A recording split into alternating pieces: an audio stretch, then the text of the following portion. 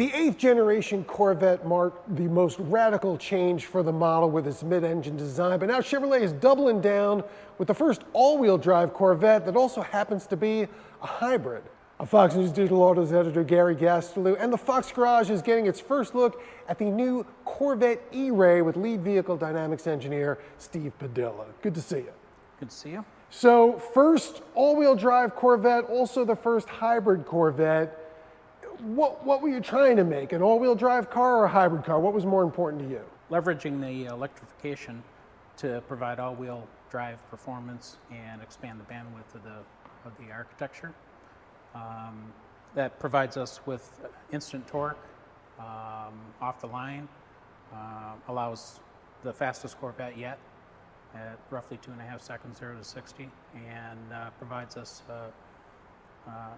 a lot of enhanced benefits for all-wheel drive performance when you're equipped with the all-season tire, and exciting performance on and off the track. V8 engine in the back, electric motor up front driving the front wheels. Yep. Was that hard to get those two ends working together? It was definitely a lot of work and a lot of challenge. Takes a team of engineers working with propulsion, electrification, and chassis controls, vehicle dynamics to get all that to work together seamlessly. The quickest Corvette ever, 2.5 seconds, 0 to 60, quarter mile, 10.5 seconds. Quicker even than the current Z06 Corvette, which is more of your track-oriented model. Is that thanks mostly to the extra power or to the extra traction, combination of both? It's a combination of both. You get acceleration from the front axle torque.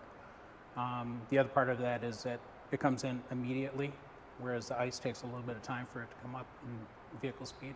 So you get that instant torque.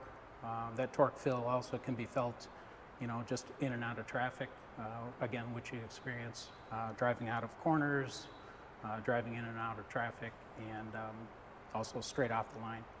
So you get that instant torque, and it stays at that peak torque until you reach the horsepower limit of the power limit of the front motor. 655 horsepower, Z06 has 670 horsepower. Do you intentionally hold this one back a little bit to not show it up? I don't think that's intentional, no. The battery sizing and the motor sizing and the amount of torque that we wanted to put to the wheels on the front is balanced out with how much mass you're adding to the car with the system and the effect of that on the performance. So, and how much packaging space, because we were able to package a motor and the front drive system so that we could maintain the front volume, and that was pretty important, not to encroach on the everyday usefulness of the car as well.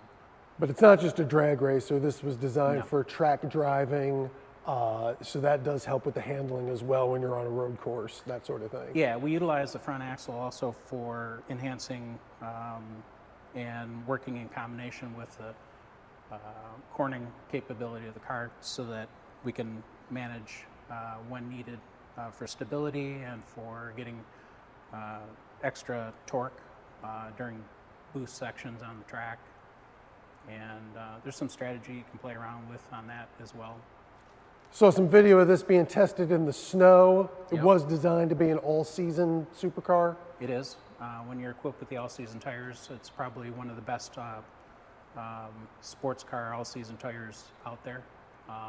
And the capability of it is actually quite amazing in snow and even in very low cold conditions, all the way up to summer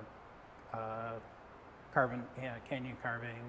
This works as an all-electric car at low speeds for a couple of miles, but it doesn't have a plug. Right. Why not make it a plug-in hybrid like some other performance cars we're seeing these days?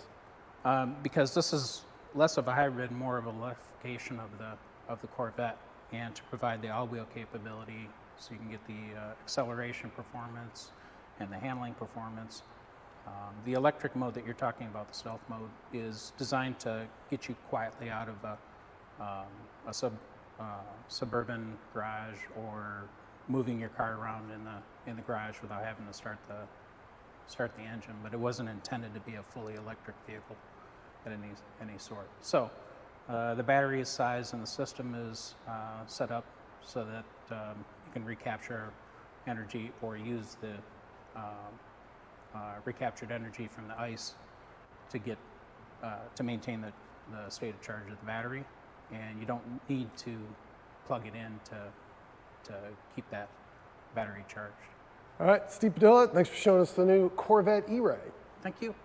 And to read more about that and for all the latest automotive news, head on over to foxnewsautos.com.